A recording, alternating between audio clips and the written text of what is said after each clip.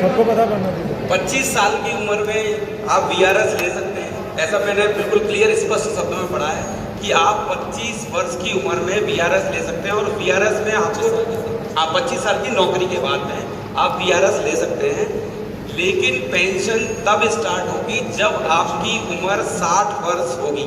तो इस पर क्लैरिटी चाहता हूँ। मेरी उम्र 50 साल की हो जाएगी जब मैं 25 साल की नौकरी करूँगा। तो अगर मैं उस समय परिस्थितिवश वीआरएस एक्सरसाइज करता हूँ तो मुझे पेंशन 10 वर्ष पश्चात मिलेगी। इस पॉइंट पर क्या यही जो मैं सोच रहा हूँ, जो मैं लिखा है वही सही है यूपीएस में या कुछ और है? ऐसी स्थिति में 10 साल तक मैं क्या खाऊंगा? ये एक सबसे बड़ा विवाद है।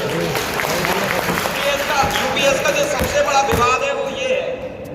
दूसरा विवाद ये है कि मेरे को जो पैसा, जो लमसम अमाउंट है, मैंने कैलकुलेट करके देखा तो वो लमसम अमाउंट मेरे कंट्रीब्यूशन का 10% कंट्रीब्यूशन का केवल 7 या 8% बन रहा है। मेरे केस में 25 लाख है।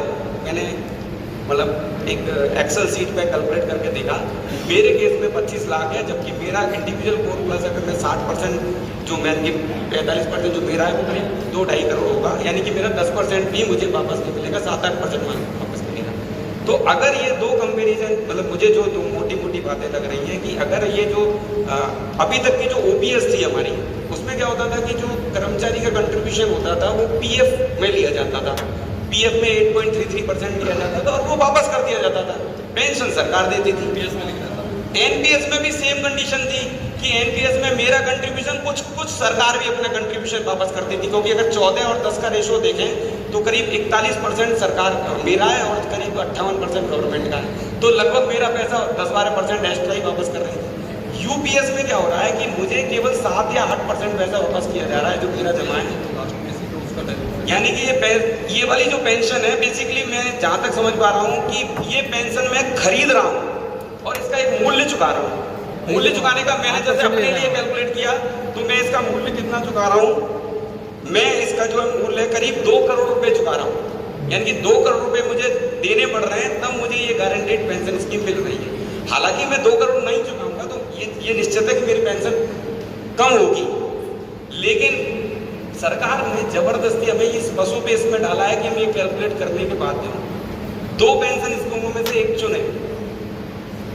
2 ड्रॉबैक की वजह से प्रॉब्लम है कि एक तो ये 25 साल वाली, चलो ठीक है। दूसरी कंडीशन 10% में मैं खरीद भी लूंगा, क्योंकि हम बाजार में जाते हैं और चीजें खरीदना चाहते हैं। अगर मुझे खरीदने की, जैसे आपने बताया कि अगर मुझे सिक्योर पेंशन चाहिए, मुझे लगता है कि मुझे कोई बीमारी नहीं है, मैं बिल्कुल हष्ट-पुष्ट हूँ, मेरा हार्ट भी सही है, मुझे कोई डायबिटीज भी नहीं है, मुझे कोई अभी हार्ट अटैक भी नहीं आया, तो हो सकता है मैं 80 साल जी रहा हूँ। तो अगर मैं 75 से ऊपर जी रहा हूँ, मेरा जो आंकड़ा है 75 से ऊपर जी रहा हूँ, तो मुझे यूपीएस में बिल्कुल जाना चाहिए।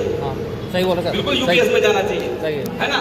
और अगर मुझे लगता है मैं तो 60-65, जैसा भारत में जो एवरेज एज है, मैंने उस पर भी कैलकुलेशन करके देखा, 10-20 वेबसाइटों पे देखा, वर्ल्ड एज मीटर देखा जिसमें भारत का आकलन करा गया। तो भारत में एक मेल कर्मचारी की जो एज वो 67 ईयर है, और अगर फीमेल की बात करें तो तकरीबन 70 साल है, जो एवरेज है। ऐसा नहीं कह रहा मैं सभी लोग 67 और 70 की उम्र में एक्सपायर हो रहे हैं। कुछ लोग जो है 70 भी जी रहे हैं, कुछ 75 भी जी रहे हैं, और एवरेज 67 और 70 है ना। तो अब सवाल ये है कि यदि 80 साल जी रहे हैं तो यूपीएस अच्छी है, 75 साल जी रहे हैं तो यूपीएस है, 70 साल के ऊपर जितना जाएंगे ऊपर तो यूपीएस अच्छी है। और सब 65 जी रहे हो तो फिर 5 साल बाद। लेकिन ये कैलकुलेशन करने को हमें बाध्य कर दिया पॉकेट में कि भाई हम ये कैलकुलेशन करते रहेंगे मैं कितना जीऊंगा। यूपीएस कैलकुलेटर भी ये मांग रहा है, व्हाट इज योर लाइफ। वो तो ये भी पूछ रहा है कि अपनी पत्नी कितनी जीवित रहेगी, वो तो ये भी पूछ रहा है। तो अब प्रॉब्लम यही है कि अगर मैं आज मुझे पता लग जाए, भगवान सपने में आके बता दे कि साहब तुम तो 75 साल जियोगे, तो मैं आज यूपीएस चुन लेता हूँ। लेकिन अगर मैं साइंटिफिक डाटा देख रहा हूँ कि नहीं साहब, वर्ल्ड मीटर तो कह रहा है कि भारत में जो है एवरेज एज 67 साल है, चलो ठीक है, हम अच्छा खा रहे हैं, अपना अच्छा पहन रहे हैं, तो शायद हम 70 साल पे 72 साल जी जाएंगे। तो उस कंडीशन में भी यूपीएस से बीट आउट नहीं हो रहा, क्योंकि मैं करोड़ों रुपए देकर इसको खरीदना पड़ रहा है। अपना जो करोड़ों रुपए का कंट्रीब्यूशन था मेरा खुद का, वो देके खरीदना पड़ रहा है। दूसरी बात कि ये जो कंडीशन लगाई गई है वो मेरे समझ से बिल्कुल परे है। कहीं भी वीआरएस जो होता है, वीआरएस का मतलब है वॉलंटरी रिटायरमेंट प्लान, यानी कि हम वीआरएस इसलिए ले रहे हैं कि हम जो है समर्थ नहीं है, पारिवारिक कंडीशन की वजह से, सामाजिक की दशा में, मेरे खुद के स्वास्थ्य या मेरे परिवार के किसी सदस्य के स्वास्थ्य की वजह से उस कंडीशन में मजबूरन मुझे नौकरी छोड़नी पड़ रही है, तो अगले दिन से मैं क्या मुझे मिलेगा, इसमें स्पष्ट लिखा है, मैं आपको पढ़वा दूंगा, नहीं साफ लिखा है कि आपको वीआरएस तो 25 साल में दे दिया जाएगा और उस कंडीशन में पेंशन ऐसे ही मिलेगी 50% ऑफ लास्ट बेसिक, लेकिन वो स्टार्ट होगी 60 वर्ष की उम्र होने पर। ये जो वीआरएस वाली कंडीशन है, अगर आप इस पर, अगर आपको कुछ पता है, मुझे हो सकता है मेरे को शायद कंफ्यूजन हो, तो आप